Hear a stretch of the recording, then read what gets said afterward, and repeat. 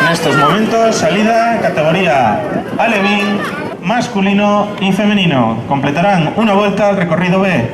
En un minuto saldrá la categoría benjamín.